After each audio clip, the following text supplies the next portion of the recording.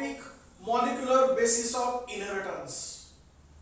Today we discuss next most important article DNA fingerprinting. हे article तुमच्या board परीक्षेच्या दृष्टिकोनातून अत्यंत महत्त्वाचं आहे. कमीत कमी 3 मार्काला जास्तीत जास्त 4 मार्काला हे आर्टिकल तुम्हाला विचारलं जाऊ शकतं आणि त्या दृष्टिकोनातून हे आर्टिकल अत्यंत महत्त्वाचं आहे. त्याचबरोबर दैनंदिन जीवनात व्यवहारात नॉलेज म्हणून सुद्धा हे आर्टिकल अत्यंत महत्त्वाचं आहे. कारण बायोटेक्नॉलॉजीच्या रिलेटेड किंवा जी काय जेनेटिकच्या इतर ब्रांचेस आहेत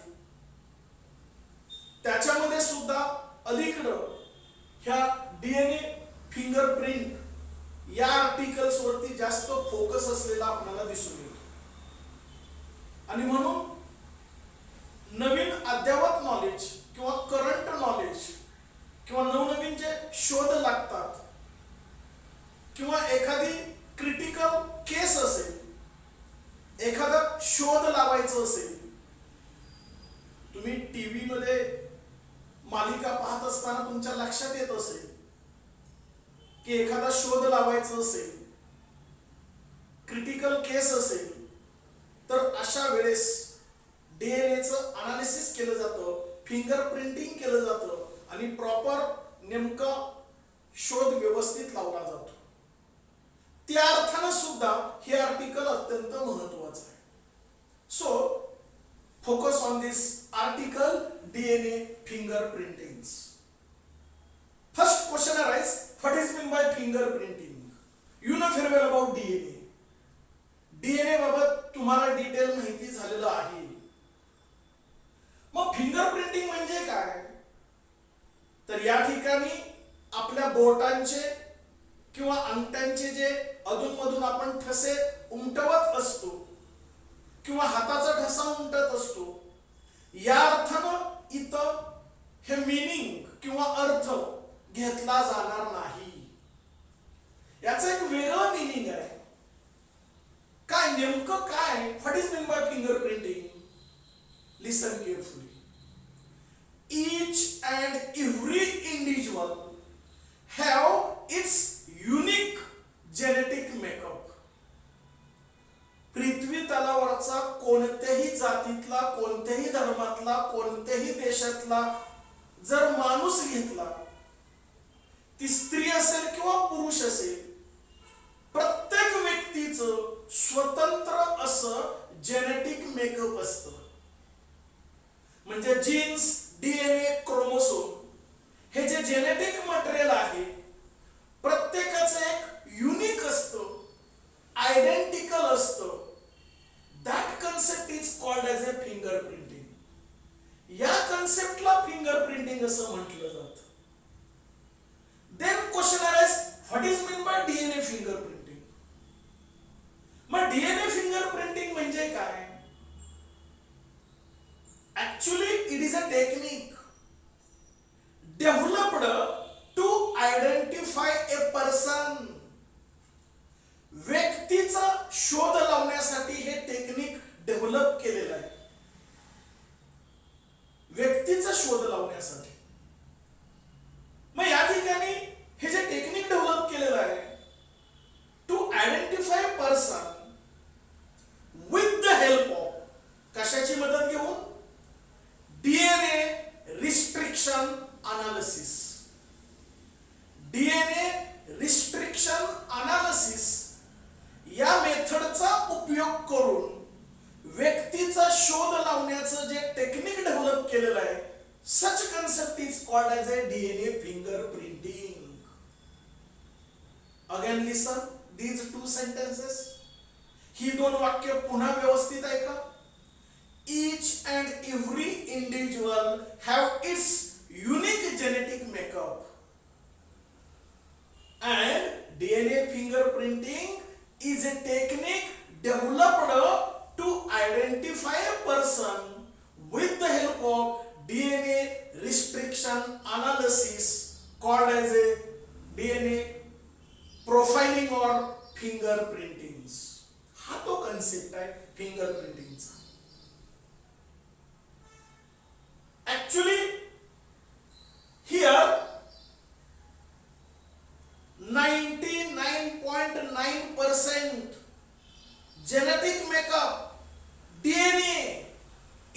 same each and every individual. 99.9% सर्वच इंडिव्हिज्युअल मध्ये जेनेटिक मेकअप सेम असतं. जीन्स, डीएनए, क्रोमोसोम त्याचं स्ट्रक्चर सेम असतं. केमिकल कॉम्बिनेशन सुद्धा सेम असतं. Only 0.1% is different in each and every individual. फक्त आणि फक्त 0.1% genetic makeup is different each and every individual. निसर्गाची काय किमया आहे पहा. 99.9% genetic makeup is the same each and every individual. प्रत्येकामध्ये सेम आहे, काय फरक नाही. Only 0.1% genetic makeup is different each and every individual. प्रत्येकामध्ये एवढाच छोटासा बदल आहे. It is most important to find out, to identify each and every individual. एवढा 0.1% जो बदल आहे तोच आपल्या दृष्टिकोनातून महत्वाचा आहे. त्याच्यावरूनच आपण त्या व्यक्तीचा शोध लावू शकतो. ती प्रॉपर व्यक्ती ओळखू शकतो. म्हणजे 0.1% जे वेगळंपण आहे तेच फार आपल्या दृष्टिकोनातून या आर्टिकल मध्ये फार महत्वाचं आहे. म्हणजे 0.1% डिफरंट असतं म्हणजे नेमकं काय असेल. Here in each and every individual there is near about 20 to 100 base pairs are unusual. 20 ते 100 बेस पेअर्स अशी असतात ती अनयुज्युअल्स असतात. Repeats again and again, again and again, again and again. ही 20 ते 100 बेस पेअर्स अशी असतात की ती पुन्हा पुन्हा पुन्हा पुन्हा रिपीट्स होत असतात. Such a concept is called as a VNTRS, variable number of tandem repeats. Variable number of tandem repeats म्हणजे 20 ते 100 असे बेस पेअर्स असतात की ते अनयुज्युअल असतात. ते पुन्हा पुन्हा पुन्हा पुन्हा रिपीट होत असतात आणि म्हणून त्याला variable number of tandem repeats असं म्हटलं जातं. आणि हेच फार महत्वाचं आहे. हे 0.1% मध्ये येतं की जे वेगळेपण दाखवतं. The length of this VNTRS is different each and every individual. प्रत्येक व्यक्तीमध्ये ह्या VNTRS ची जी लेंथ आहे, लांबी आहे, ती वेगवेगळी असते, कॉमन नसते. The length of VNTRS is different each and every individuals. Hence, it is a key factor of DNA profiling or fingerprinting. ह्या VNTRS वरूनच ओळखला जातं नेमका हा DNA कोणाचा आहे, ही व्यक्ती नेमकी कोण आहे, ही आयडेंटिफाय केलं जातं. म्हणजे VNTRS फार महत्वाचा आहे. त्याची लांबी प्रत्येकाची युनिक असते. ती ज्याची त्याला मॅच होते त्याच्यावरून तो व्यक्ती आयडेंटिफाय होतो. हेन्स VNTRS म्हणजे variable number of tandem repeats is a key factor of DNA profiling or DNA fingerprinting. Actually, this total technique is depend upon the, suppose this is DNA. हा DNA हे सगळं technique कशावरती depend आहे. On this DNA molecule there is a presence of nucleotide sequence. याच्यावरती nitrogenous bases असतात. DNA चं structure तुम्हाला माहिती आहे. ॲडेनिन, ग्वानिन, सायटोसिन, थायमिन असे नायट्रोजनस बेसेस असतात. ॲडेनिन डबल बॉन्डनी थायमिनला मॅच होतो.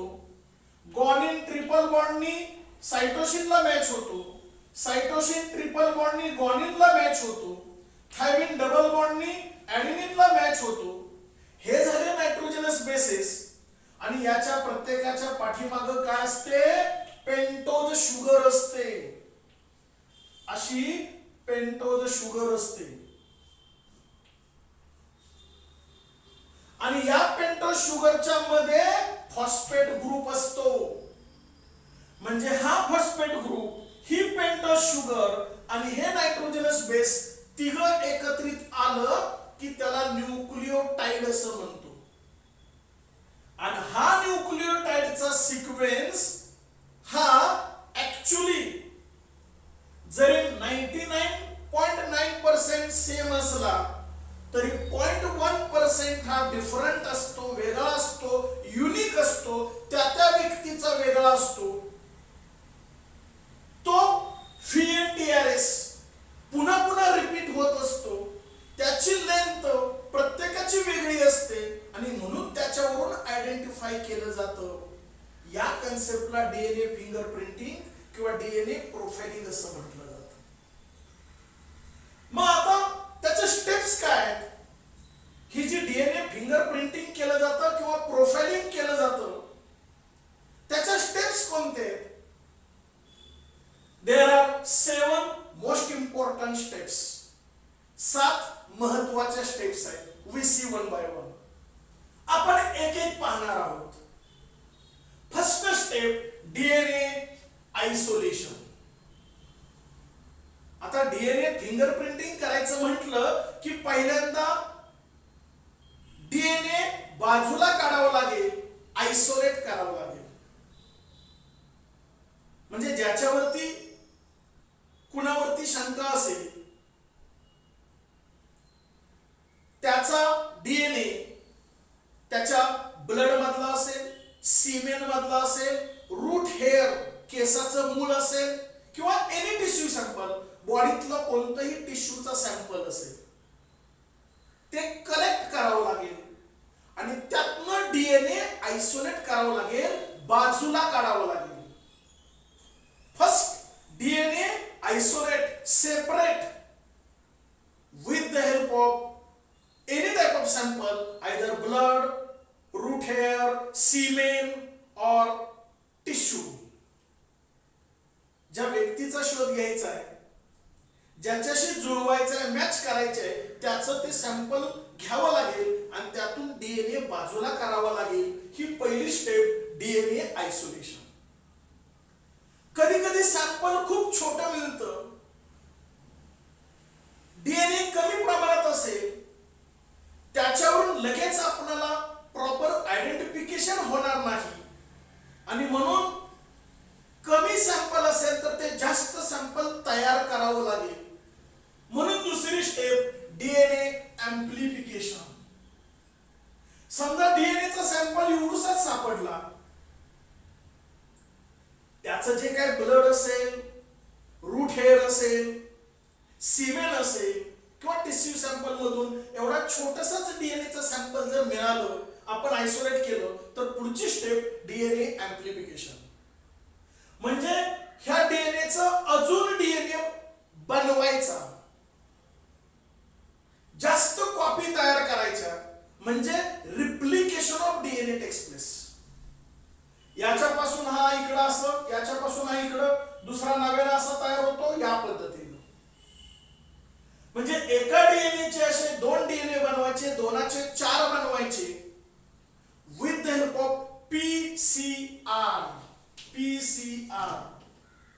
Polymerase chain reaction. Polymerase chain reaction याच्या मेथड मार्फत किंवा याच्या मदतीने एका डीएनएचे 2 डीएनए किंवा 2 डीएनएचे 4 DNA, we make more copies of DNA. That concept is called as a DNA amplification. का? तर कमी डीएनए मटेरियल सापडलं, ते जादा करणं गरजेचं आहे. यासाठी दुसरी स्टेप असेल DNA amplification. Then third, DNA fragmentation. आता मटेरियल डीएनएचं खूप मिळालेलं आहे, मोर कॉपीज मिळालेल्या आहेत.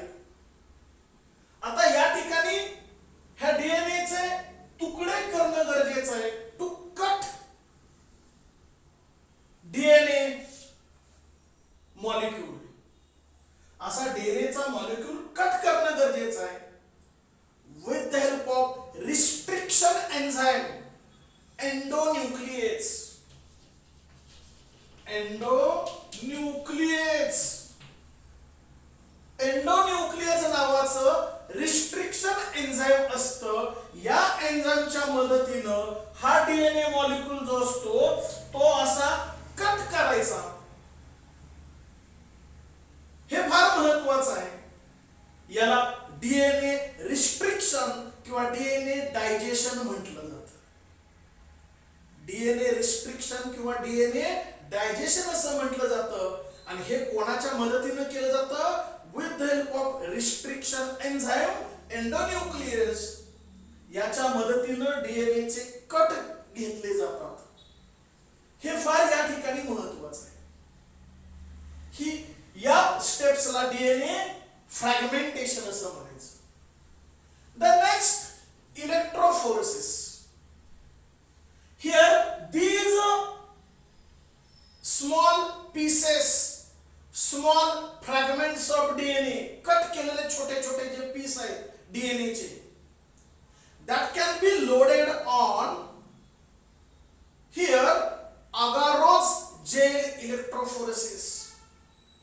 agarose जेल इलेक्ट्रोफोरेसिस मध्ये हे छोटे छोटे कट केलेले डीएनए चे तुकडे त्याच्यामध्ये लोड करायचे, टाकून द्यायचे, त्याचं इलेक्ट्रोफोरेसिस करायचं. साहजिकच हे जे तुकडे असतात त्याचा हा निगेटिव्ह चार्ज असेल तर हा पॉझिटिव्ह, हा पॉझिटिव्ह असेल तर हा निगेटिव्ह, हा निगेटिव्ह असेल तर हा पॉझिटिव्ह, असे चार्जेस असतील. चार्ज इज अप्लाइड आणि साहजिकच positive negative charges you know very well. Positive charge negative charge कडे अट्रॅक्ट होतो, निगेटिव्ह चार्ज पॉझिटिव्ह चार्ज कडे अट्रॅक्ट होतो. या पद्धतीनं त्या ठिकाणी हे जे स्मॉल पीसेस अगर जेल मध्ये जे लोडेड केलेलं आहे त्याचं इलेक्ट्रोफोरेसिस केलेलं आहे त्याच्यामध्ये हे सगळे छोटे छोटे पीस पॉझिटिव्ह निगेटिव्ह कडे, निगेटिव्ह पॉझिटिव्ह कडे अट्रॅक्ट होईल. Hence, there is a formation of band takes place. आणि मग त्याचा रिझल्ट असा होईल की छोटे छोटे बँड तयार होतील. Formation of band takes place. हे घडेल इलेक्ट्रोफोरेसिस मध्ये. मग साउथर्न ब्लॉटिंग पुढची स्टेप असेल. हे जे बँड तयार झालेले that can be blotted with the help of nylon membrane. या नायलॉन मेम्ब्रेनच्या मदतीनं हे जे बँड आहेत त्याचं ब्लॉटिंग करायचं, त्याला टिपून घ्यायचं. Blotting takes place with the help of nylon membrane in Southern blotting step. ह्या स्टेप मध्ये नायलॉन मेम्ब्रेनच्या सहाय्यानं हे बँडचं ब्लॉटिंग केलं जातं. ही ती स्टेप्स असेल. The next hybridisation. शेवटी सॅम्पल घेतलेला डीएनए आणि प्रोब डीएनए, म्हणजे पहिलं हे सॅम्पल होतं, सॅम्पल वरून पुन्हा असे प्रोब डीएनए तयार केले कारण सॅम्पल कमी होतं. सॅम्पल मधला डीएनए आणि नव्यानं तयार झालेला प्रोब डीएनए या पद्धतीने एकमेकाला इथं बघा. पुन्हा एकदा इथं ही डायग्राम काढतो. समजा हा सॅम्पल डीएनए आहे, त्यातला हा पॅरेंटल इथं आला आणि प्रोब असा नव्यानं तयार झाले. म्हणजे सॅम्पल पूर्वीचा आणि प्रोब नव्यानं सिंथेसाइज झालेला, या दोघांचं जर आपण व्यवस्थित बारकाईने निरीक्षण केलं प्रत्येक डीएनएच्या कॉपीचं तर तुम्हाला हायब्रिडायझेशन झालेलं दिसेल. म्हणजे जुना ओरिजिनल डीएनए दोन्हीच्या दोन्ही स्ट्रँड एकत्रित दिसणार नाही, तर जुना डीएनए म्हणजे ओरिजिनल सॅम्पल आणि नव्यानं तयार झालेला प्रोब सॅम्पल हा एकमेकाला प्रॉपर मॅच होईल. त्याला म्हणायचं हायब्रिडायझेशन. याचा अर्थ डीएनए कोणाचा कोणाला कधीच मॅच होऊ शकत नाही. फक्त मुलांचा आई वडिलांशी मॅच होऊ शकतो. आई वडिलांचा मुलाचाच डीएनए 100% मॅच होऊ शकतो. बाकी जगातल्या कोणाशीही कोणाचा डीएनए मॅच होत नाही.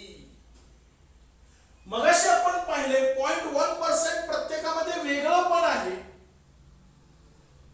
आणि म्हणून तो 100% मॅच होत नाही. इथं मात्र 100% जर मॅच झाला, हे व्हेरिएबल नंबर ऑफ टँडंट रिपीट्स जो की फॅक्टर आहे तो सुद्धा इथं परफेक्ट आहे. 20 ते 100 अनयुजुअल बेस पेअर्स असतात की जे पुन्हा पुन्हा रिपीट्स होतात, ते सुद्धा सेम आहेत आणि व्यवस्थित जर हायब्रिडायझेशन झालं तर कन्फर्म होतं, आयडेंटिफाय होतं हा डीएनए याच व्यक्तीचा आहे किंवा हा व्यक्ती याच्याशी 100% मॅच होतो. इतकं हे परफेक्ट आयडेंटिफिकेशन होतं, डायग्नोसिस होतं. अशा पद्धतीची मेथड आहे DNA fingerprinting. And then last photography. Hybridization जर परफेक्ट झालं, परफेक्ट मॅचिंग झालं, जुन्या ओरिजिनल डीएनए सॅम्पलला प्रोब डीएनए सॅम्पल जर हायब्रिडाइज झाला, we take photograph image with the help of X-ray film for documentation. Document पुरावा म्हणून सादर करायचा असेल, कारण पुरावा सादर करावा लागतो, प्रॉपर मॅच झालेला फोटोग्राफ सादर करावा लागतो. तो फोटोग्राफ सादर करणं, to take image with the help of X-ray film for documentation purpose, ही शेवटची स्टेप असेल 7वी. या प्रोसेसला आपण डीएनए फिंगर प्रिंटिंग असं म्हटलं जातं. या पद्धतीचं हे अत्यंत अद्यावत टेक्निक आहे.